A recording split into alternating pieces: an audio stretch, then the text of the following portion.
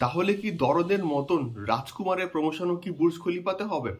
So hello guys, আমি Deep and welcome back to my channel. So এই particular ভিডিওতে আমি বেশ একটা ইন্টারেস্টিং বিষয়কে নিয়ে কথা বলবো, এবং এটা কিন্তু অবশ্যই রাজকুমার সংক্রান্ত যে প্রজেক্টটাকে নিয়ে আমাদের মধ্যে আশা প্রচুর, মানে প্রিয়তমার পর এই প্রজেক্টটাকে নিয়ে আশা প্রচুর, এবং একটা বিরাট স্কেলে কিন্তু এটা শুটিং হয়েছে, এবং বিরাট ভাবে কিন্তু এটার একটা প্রমোশন কিন্তু অবশ্যই কিন্তু হবে।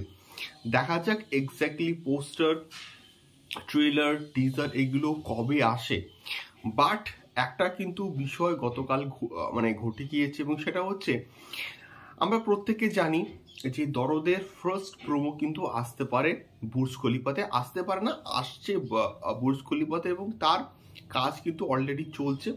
গতকাল হচ্ছে মামুন ভাই কিন্তু এটা পোস্ট করেন, এবং সেটাকে নিয়ে আমি কিন্তু কথাও বলেছি প্রিভিয়াসলি একটা ভিডিওতে।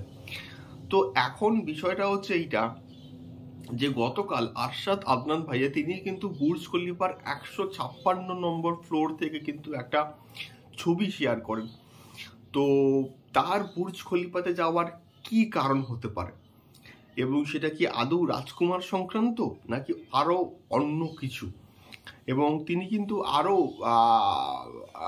একজন পরিচালকের সঙ্গে কিন্তু ছবি শেয়ার করেন, এবং সেটাও কিন্তু বেশ পপুলার হয়েছে। এবং মানে বুর্জ খলিফার ওই ছবিটা ছাড়ার পর থেকে ফ্যান্সদের মধ্যে এবং সোশ্যাল মিডিয়াতে এটাকে নিয়ে কিন্তু বেশ কথাবার্তা চলছে যে যেহেতু আরশাদ আদনান ভাইয়া বুর্জ খলিফাতে আছেন, এবং এটার সম্ভাবনাটা কিন্তু পুরোপুরি উড়িয়ে দেওয়া যায় না যে বুর্জ খলিফাতে আসতেই পারে। তার কারণটা হচ্ছে প্রিয়তমার থেকে অনেক বড় স্কেলের ছবি হচ্ছে এইটা। তো সেক্ষেত্রে যদি বুর্জ খলিফাতে এটার একটা কোনো প্রোমো, টিজার নিয়ে আসা হয়, তাহলে এই প্রজেক্টটাকে নিয়ে তো হাইপ অবশ্যই বাড়বে। বাট এটা কি আদৌ হচ্ছে, এটাকে নিয়ে আমাদেরকে একটু কিন্তু ওয়েট করতে হবে অফিসিয়াল আপডেটের জন্য। তবে এটার সম্ভাবনা কিন্তু সম্পূর্ণভাবে উড়িয়ে দেওয়া যায় না, আমি কিন্তু আরো একবার রিপিট করলাম। সো তোমাদের কি মতামত? রাজকুমারের কোনো প্রোমো বা টিজার এটা কি হচ্ছে বুর্জ খলিফাতে আসতে পারে? আমাকে অবশ্যই কিন্তু কমেন্ট বক্সে কমেন্ট করে কিন্তু শেয়ার করতে পারো।